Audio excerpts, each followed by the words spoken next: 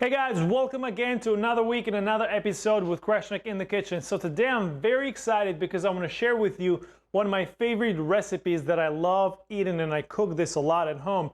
And this is called Beef Kofta. And what is Kofta? Kofta is basically ground beef mixed with a bunch of spices and different ingredients shaped into a log or maybe a patty, depending on your preference, and then grilled. You can put this over a flatbread or just eat it with other companions. However, beef kofta is very popular in the region of Southeast Europe, North Africa. If you go from place to place, it differs. For example, if you go to Turkey, you get a different version from the one that you're going to get in Morocco or Lebanon or Greece, Albania, and so on. So every place has their own influence, their own spices, their own ingredients in it. But this version that I'm going to share with you today is specifically the version that I grew up eating where I grew up. So without further ado, let's jump into it. But before we get into the recipe, if you are new to this channel, consider subscribing down below so you don't miss anything.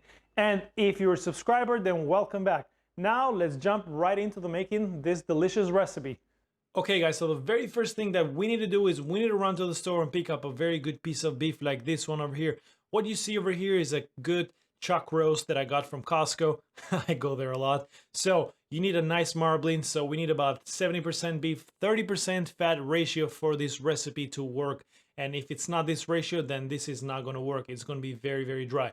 So make sure you pick up that good piece of beef. And if you don't have a grinder, then you have the butcher grind it for you. But once you pick that up, then we're good to go. We can go home, cut it up into chunks, and then get the rest of the ingredients, which we need some onions, some ice water, some breadcrumbs, some ground black pepper, kosher salt, oregano, and chili flakes. Now, if you're wondering what the amounts are, do not worry because I'm going to link the recipe down below.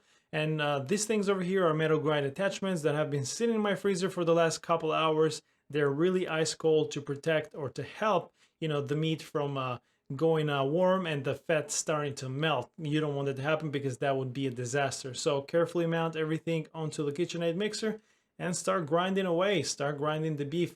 So do not overwork, do not strain your machine, just take your time and, grind slowly. So as you can see over here, at the same time, I'm grinding my onions because I like the onions, I like the texture of the onions when they ground through with beef. Along the way, everything blends well together. So I do that. You can do whatever you want. You can chop it up with a knife or you can just grind it into the grinding machine. It's your choice. Once you have done pretty much everything, then you're ready to rock and roll and start mixing all the ingredients together.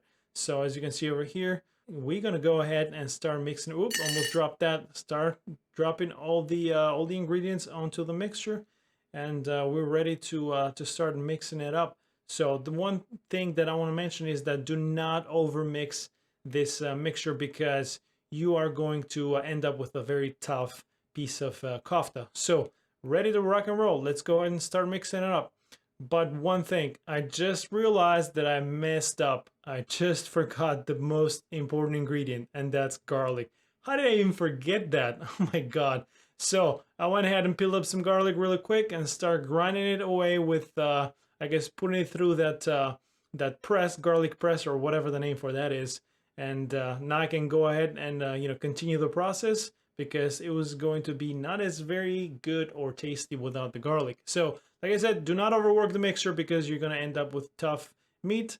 So you just wanna make sure that everything is blended well together. So once you've done that, you start shaping the patties or koftas, whatever the size that you like. This over here is a patty, and this over here that I'm doing over here is a shaped kofta. This is, the traditional way of doing it, but like I said, do whatever fits your need. But that's what we do. So I'm gonna go ahead and start, shaping everything together. And as you can see over here, there's a lot of beef. So I'm not going to use all of that today. I'm going to use whatever I need, but the rest is gonna go into freezer bags and gonna go into my freezer so I can pull out and eat it or use it as needed. As you can see, I'm getting all the air out. The more air you get out, the less freezer burn your mixture will get, which is awesome. So The reason why I'm shaping them really flat is because it takes a lot less time for them to thaw out once I pull them out. That can thaw literally like overnight. So the next thing is to start oiling down the grill. The reason why we do this is because you want to make sure that your koftas do not stick. And also at the same time, make sure that your grill is piping hot. This is a gas grill. I'd prefer to have a charcoal grill, but for the moment I have a gas grill and this works just fine. So lay everything down, you know, one by one, and then you know, just close the grill and then watch them every like minute and a half. You have to turn them, you know, on each side. They take generally about, you know, 5 to 6 minutes to cook, you know, depending on how you like them. I pull them out at like medium and then let them rest, and they're perfect. So as you can see, they're looking good. You can see that chili flake right there poking out. Oh my god, they look so good, and the smell is amazing. I got a little bit of focaccia left over, so I'm grilling that out. It's gonna go really great with the plate. Look at that juicy kofta. It's so good. And you know, this is what I like to eat it with. You know, some homemade fries. You know, some tzatziki and a good garden salad with tomatoes, cucumbers, feta cheese, peppers, and stuff like that. Look at it. Oh my god, it's so good. Mouth watering. Also, you can throw a couple of beers in there too if you want, but that's optional. So there you go, guys. There you have it. I hope you enjoyed this video. I hope you like it. If you have any comments or suggestions, please leave them down below. I'd love to hear about it. And also, you know, just I'd love for you to try this recipe at home and, you know, enjoy it with your family. So thank you so much for watching, and I'll see you next time.